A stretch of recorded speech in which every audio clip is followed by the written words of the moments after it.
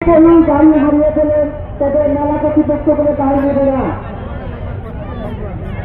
তাই আমরা বারবার দিচ্ছি, আপুটিকে বলছি সকলকে, আপনারা গাড়িগুলো আমাদের পার্কিংয়ের সুব্যবস্থা রয়েছে, পার্কিংয়ের যারা দায়িত্ব রয়েছে তাদের সঙ্গে যোগাযোগ করে গাড়িগুলো পার্কিং করে রাখবেন।